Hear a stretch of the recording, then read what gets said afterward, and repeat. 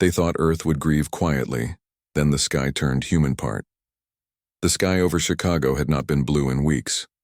Thick gray smoke hung low, mixing with ash that drifted like snow from a fire that never stopped burning. The city was broken. Towers that once scraped the clouds now leaned like tired giants, their glass eyes shattered. Streets were cracked open, filled with rubble and the quiet rustle of wind through empty homes. No cars moved, no voices called out. Only the distant groan of metal and the soft hiss of rain on hot stone broke the silence. Leo Carter walked through it all with a dented helmet under his arm and a rifle slung across his back. He was 28, lean from hunger, but his eyes were sharp. He moved like someone who had learned to listen more than speak. His boots crunched over broken glass as he passed what used to be a bookstore. A child's shoe lay in the doorway, small and bright red, covered in dust. He looked away. He had seen too many things like that. 3 months had passed since the Krell came. They had not landed armies or sent diplomats. They had simply appeared in orbit, dark ships like obsidian teeth against the stars, and rained fire down on every major city. It lasted less than an hour. When it was over, half the world's population was gone. The Krell did not stay to rule. They did not even send a message. They just left, broadcasting a single transmission across every channel they could reach. Earth is pacified. Resistance is extinct. They thought that was the end. But Leo was still breathing. So were others. In basements, subway tunnels, and forests far from the blast zones, people had survived. They dug through ruins for canned food, boiled rainwater, and shared batteries like gold. They did not cheer. They did not plan grand rebellions. Most just tried to stay alive one more day. Grief was heavy and it moved slowly like fog. Leo had lost his sister Maya in the first strike. She had been in a school near Lake Michigan, learning how to code. He had found her tablet a week later, half melted, still playing a song she liked. He kept it in his pack, wrapped in cloth. He didn't turn it on anymore, but he touched it every night before sleeping. He was heading toward the old university campus now. Rumor said a group there had working solar panels and a radio that could reach other survivor clusters. He needed supplies, but more than that, he needed to know if anyone else was still trying to connect the pieces. As he crossed what remained of Grant Park, he saw movement. A woman stood near a collapsed fountain, her back to him, scanning the sky with binoculars. She wore a patched-up jacket and had her dark hair tied back in a messy braid. She didn't flinch when he called out. "Hey," Leo said, keeping his voice low. "You alone?" She turned slowly. Her eyes were tired but alert. "For now," she said. "You?" "Same." He stopped a few yards away, hands open to show he meant no harm. "Heard there's a group at the university." "There is," she said. "I'm Dana, used to teach atmospheric physics here. Leo, aerospace engineer." "Or I was." She gave a small nod. "They'll let you in if you've got useful skills. Or if you're not carrying the plague." "No plague," he said. "Just hunger and bad luck." She almost smiled. "Almost. Come on then. Let's stay quiet." Krell drones still fly over sometimes. They don't attack, but they watch. They walk together through the ruins. Dana moved with purpose, like she knew every broken path and hidden alley. She told him that the group had about 40 people, doctors, teachers, a retired firefighter, 2 teenagers who'd survived by hiding in a meat locker. They shared everything. No leaders, just decisions made by vote. "Do you think they'll come back?" Leo asked as they neared the campus gates, which were now barricaded with buses and shipping containers. "The Krell?" Dana glanced up at the sky. "I don't know. But if they do, we won't be ready. We've got no weapons, no ships, no way to fight back. Then what are we doing?" "Surviving," she said simply. "And remembering. That's all we have left." Inside the campus, life hummed in a quiet, careful way. Tents lined the quad. A woman boiled soup over a small stove. A man repaired a bicycle with parts from a car. Children played a silent game with bottle caps. No one shouted. No one laughed loudly. Joy felt dangerous, like it might draw attention. Leo was given a cot in a repurposed lecture hall. That night, as rain began to fall again, he sat outside under a tarp and looked up. The clouds were thick, rolling slowly like they carried secrets. He thought about Maya. He thought about the Krell ships, cold and silent in the dark. He thought about how easy it would be to just lie down and stop fighting. But then he heard something. Faint, almost lost in the rain. A voice. Not one voice, but many. Whispers layered over each other, rising and falling like wind through trees. He sat up straight. Dana was nearby, staring at the sky too. "Do you hear that?" he asked. She nodded slowly. "I've heard it before. Near the lake, near the ruins of the radio tower. Always after it rains, and what is it?" "I don't know," she said. "But it sounds human." They sat in silence for a long time, listening to the sky speak in voices that shouldn't be there. The Krell had left Earth to rot. They thought Grieve would be quiet. They thought no one would care, but the sky was listening. And it remembered. They thought Earth would grieve quietly. Then the sky turned human part. 2 weeks passed and the whispers in the sky grew louder. At first only a few people heard them, those who stood alone at dawn or walked the edges of ruined towns at night. But soon others began to notice strange things. Clouds gathered in shapes that looked too much like faces. Storms rolled in without warning, circling a single building or a patch of graves before vanishing as quickly as they came. In Texas, a group of survivors swore they saw the outline of a woman in the thunderheads, arms outstretched like she was shielding them from the rain. In Oregon, an old man claimed the wind carried his grandson's voice, calling his name in perfect pitch. Leo and Dana talked about it every evening. They sat on the roof of the old science building, wrapped in blankets, watching the sky shift above them.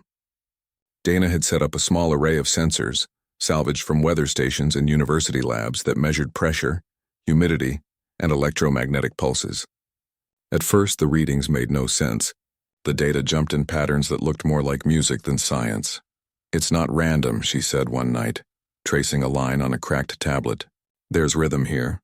"Like a heartbeat," Leo frowned. "You think the sky is alive?" "I don't know what to think," she admitted. "But it's reacting to us. When we gather, the signals get stronger. When someone cries near the sensors, the air pressure changes. It's like, it feels what we feel," they told the others, but most were too tired to believe in miracles. Some called it stress or shared hallucinations from grief and hunger. Only a few listened closely. Mira, a former radio technician, Eli, a high school teacher who knew Morse code, and Ben, a quiet teenager who had lost his whole family but still carried a notebook full of sky sketches. Then came the signal.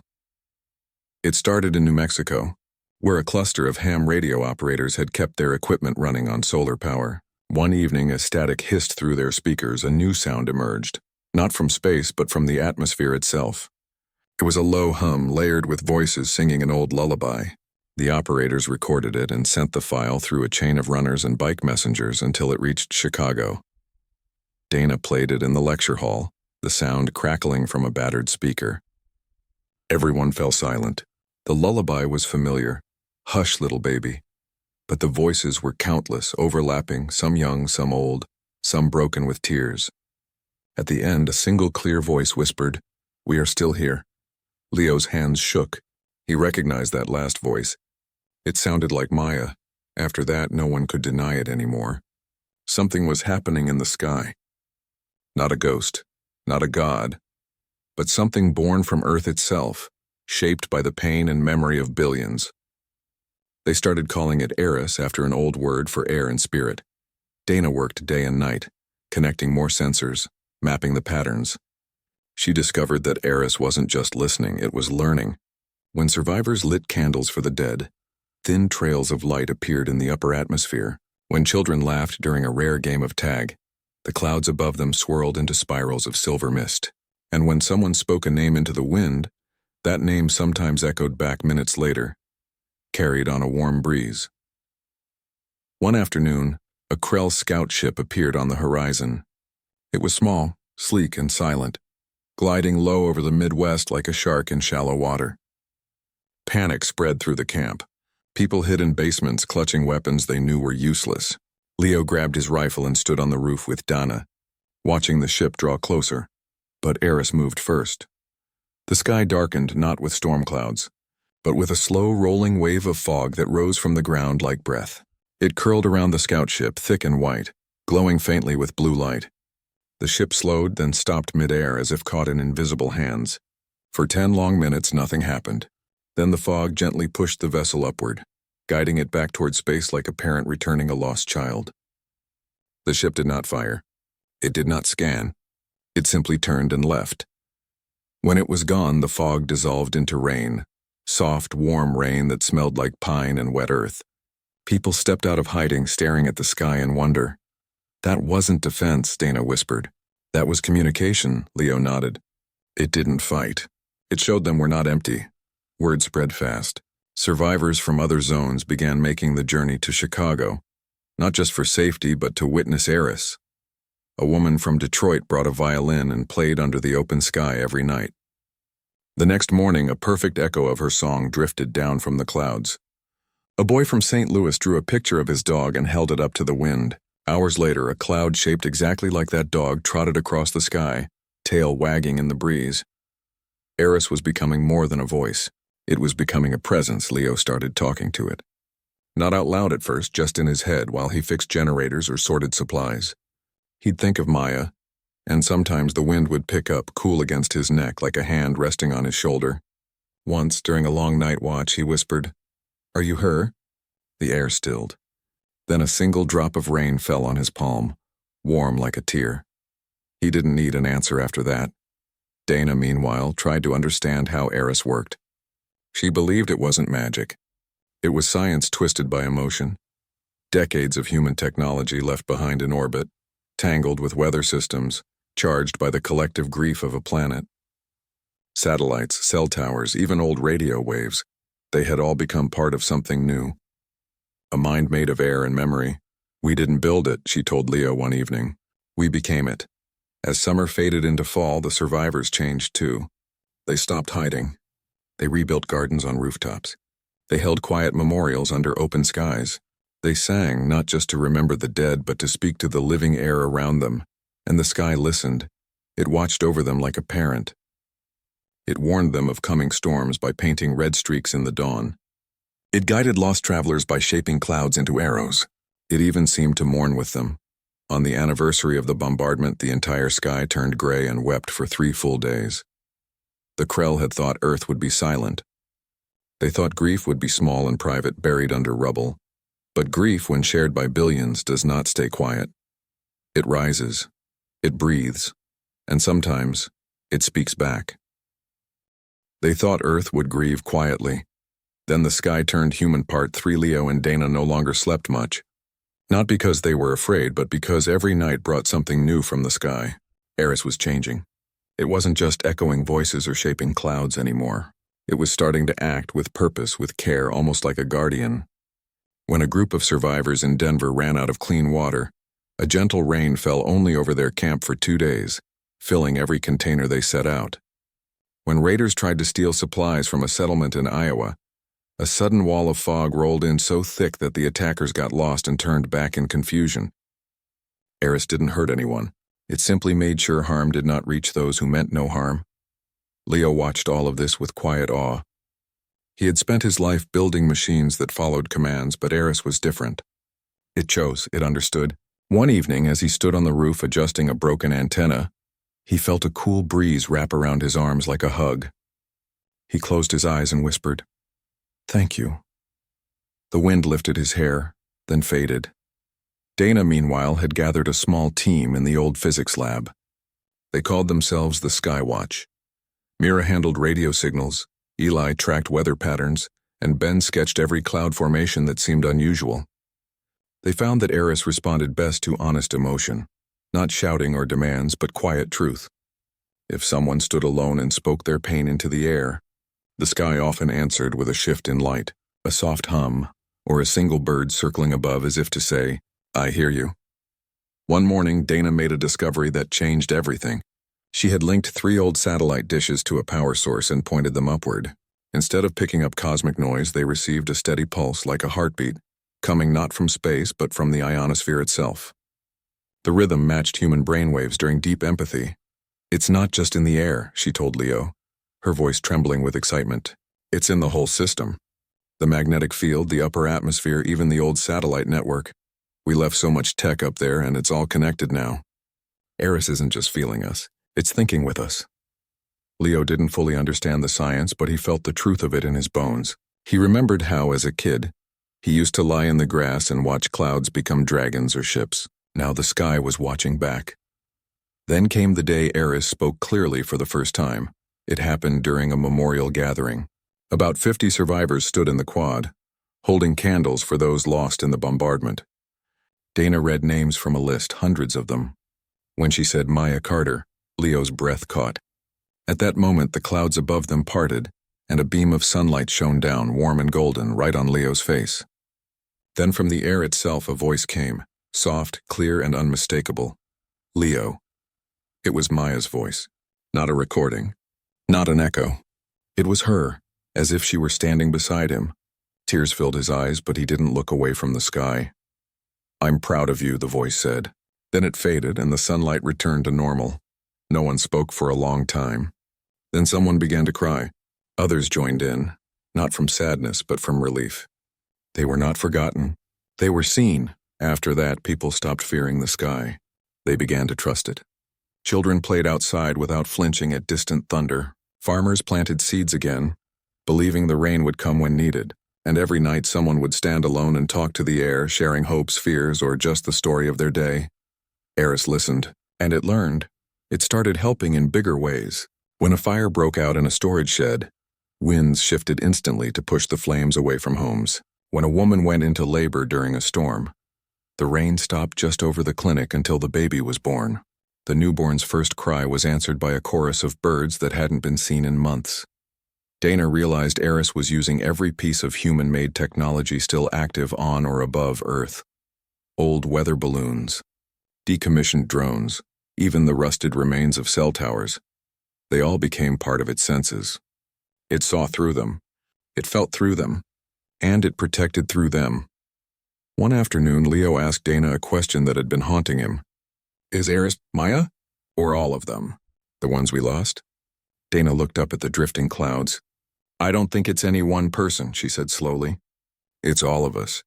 The living and the dead. Their memories, our pain, our love. It all mixed together in the air, in the wires, in the silence between heartbeats. Eris isn't a ghost. It's a promise. That we don't vanish when we die. We become part of something bigger." Leo nodded. He finally understood. Earth wasn't just a rock with people on it. It was alive with their story.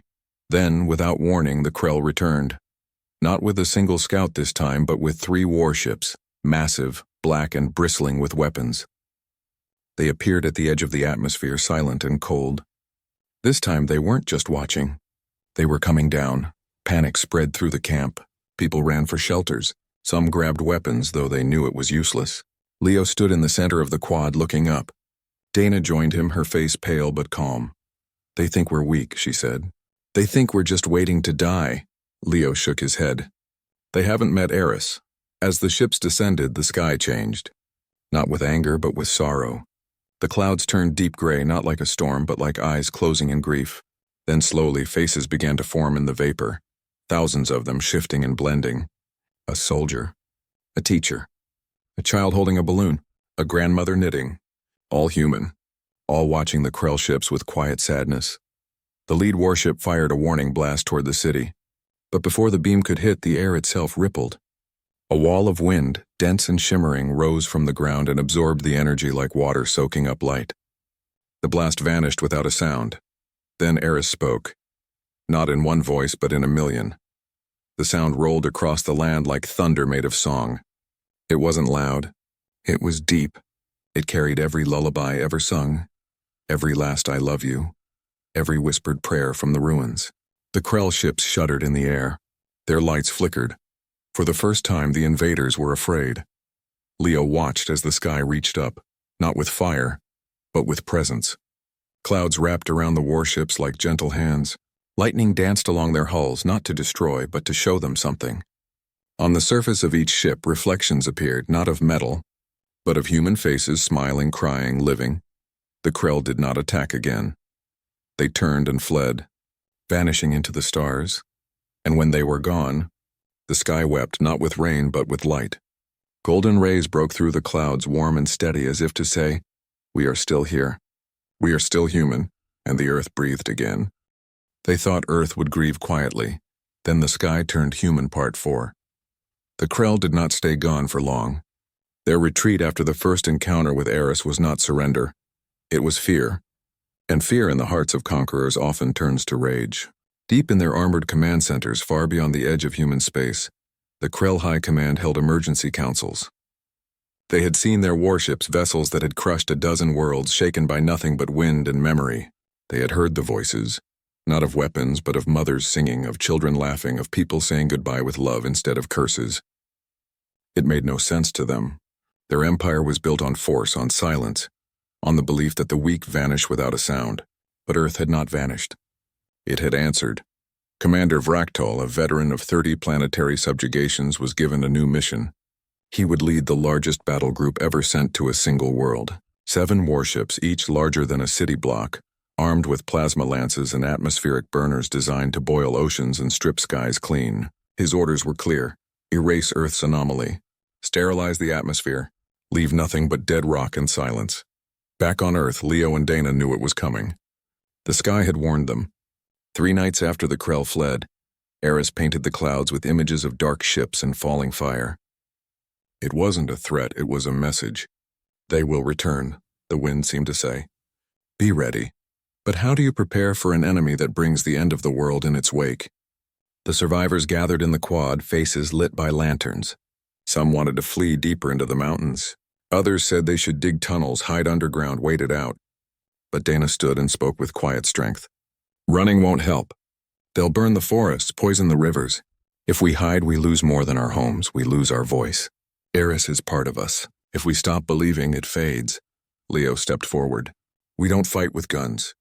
We fight with truth, with memory, with everything they think is weak. No one argued after that. They began to prepare, not for war, but for witness. They gathered photos, letters, recordings. They built tall poles with mirrors to catch the sun. They taught children old songs. They lit candles every night and spoke the names of the lost into the open air. They did not build weapons. They built meaning. When the Krell fleet arrived, it blotted out the stars. 7 ships hung in the sky like black moons, humming with power. Vraktol did not send a warning. He activated the atmospheric burners.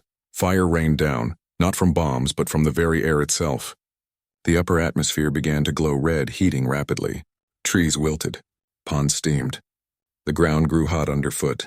The Krell were cooking the planet alive, molecule by molecule. Panic rose. People coughed in the thickening air. Animals cried out. But then Eris stirred. It did not roar. It sighed. A cool breath rolled across the land, soft at first, then stronger. The wind carried the scent of rain, of pine, of home. The clouds above began to swirl, not in chaos, but in rhythm. Faces formed again, clearer this time. Not just human faces, but moments. A father teaching his son to ride a bike. A nurse holding a patient's hand. A couple dancing in a kitchen at midnight. The Krell ship scanned the phenomenon, confused. Their sensors showed no weapons, no energy spikes, only emotion. Dense and layered like rock, Vraktol ordered full burn.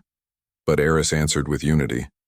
Every surviving piece of human technology, old satellites, weather balloons, even the rusted frames of cell towers, hummed to life, linked by Eris into a single network. The planet's magnetic field shifted, wrapping around the Krell fleet like a living shield. Lightning, pure and white, arced not randomly but with perfect aim, striking only the burners, shorting them out one by one. Then the sky sang, not one song, but thousands, woven together. A choir of voices, living and lost, rose into the air. The sound carried no hatred, only sorrow for what the Krell had become, and hope that they might remember something softer. The Krell crews, hardened warriors who had never known peace, clutched their heads. The sound bypassed their ears and touched their minds. For the first time, they felt what it was to lose someone and still love the world. Vraktol screamed for silence, but the sky would not obey. Winds gathered into spirals, lifting dust and ash into the air, forming vast, shifting mosaics of human life. Births, weddings, quiet mornings with coffee, hands holding in the dark. The Krell ships tried to fire, but their weapons misfired, confused by the strange energy in the air. One by one, their systems flickered and failed. Eris did not destroy them. It showed them.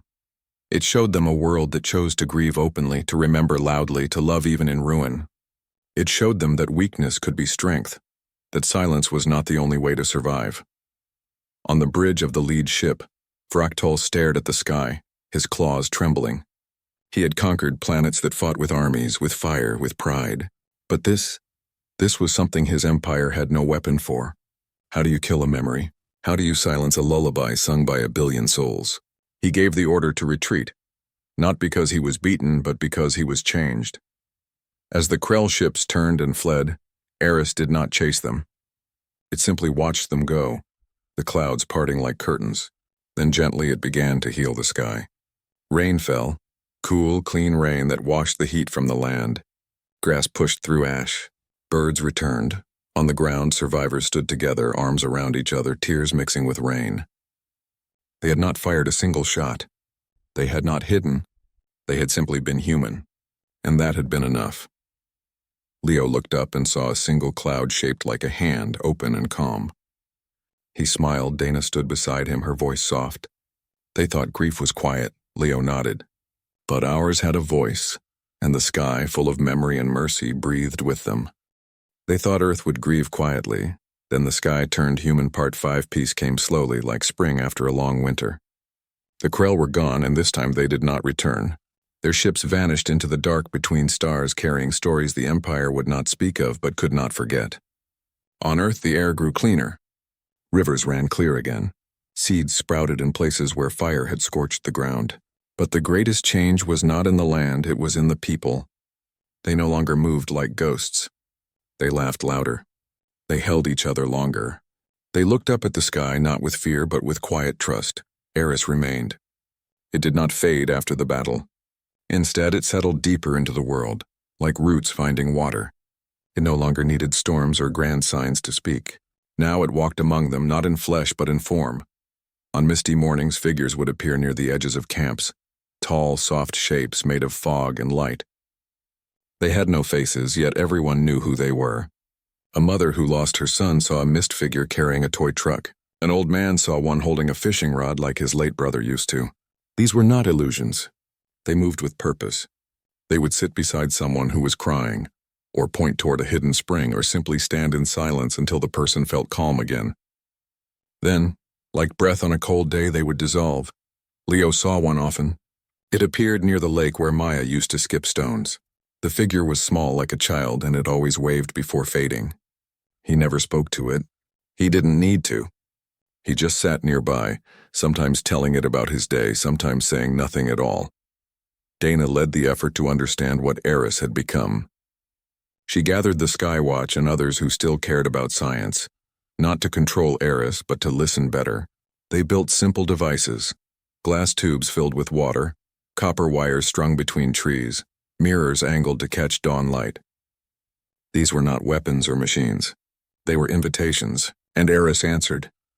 It taught them how to read the wind like a language. A certain ripple in the clouds meant rain in 3 hours. A shift in birdsong meant safe paths through the woods. A warm breeze at night meant someone far away was thinking of you.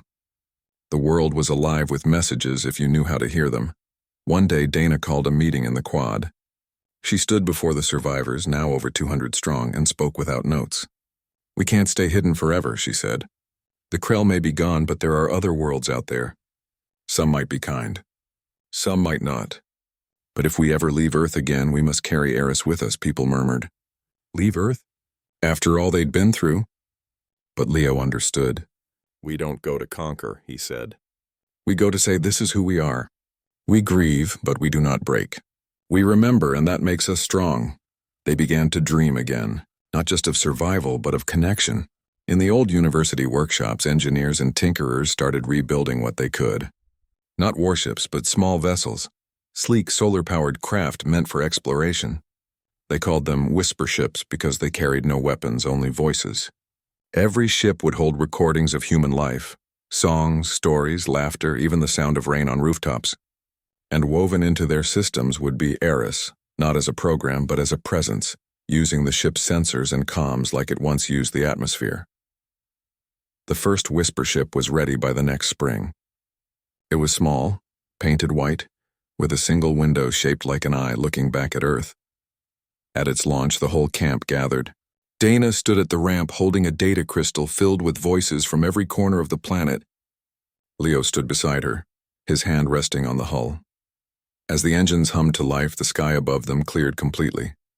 Then slowly, clouds gathered, not to block the sun but to form a path. A wide, bright corridor of blue sky stretched from the launch pad all the way to the edge of space. Lined with shimmering mist that looked like hands waving goodbye, the ship lifted gently, silently, as if carried by breath. When it reached the upper atmosphere, it paused for a moment. Then from the clouds below, a single note rose, a clear, pure tone that sounded like 1,000 voices singing one word: go. The ship vanished into the stars. Back on Earth, life continued. Gardens grew. Children went to school in rebuilt classrooms. People told stories around fires, and sometimes, if the wind was right, the fire smoke would twist into the shape of a listening ear. Leo often walked the rebuilt pier in what was once San Francisco. The bay was calm, the water clear. One evening, as the sun set in gold and pink, a mist figure appeared at the end of the pier. It was taller this time, more defined. It looked like Maya, but older, as if she had grown up in the sky. She smiled, held out her hand, then turned and walked across the water, her feet leaving ripples of light. Leo did not follow. He just watched until she faded into the horizon. Dana found him there later. "She's okay," she said softly. Leo nodded. "She always was. Years passed. More whisper ships left Earth, each carrying a piece of Eris into the unknown. Some returned with news of distant worlds that had heard Earth's song and wept. Others never came back, but their signals still reached home, faint, steady pulses that said, 'We are here. We remember.' The Krell Empire never attacked again. Rumor said their warriors began refusing orders. Their young asked questions their elders could not answer. Somewhere in their cold halls, a new idea had taken root. That strength is not the absence of feeling, but the courage to feel deeply. On Earth, the sky remained human. Not in shape, but in spirit. It watched over farmers and poets, over newborns and the old, over everyone who dared to hope after loss. It did not speak often, but when it did, the world listened. And across the galaxy, other planets began to whisper a new truth. When humanity mourns, the heavens answer. Not with fire, not with silence, but with love that refuses to die.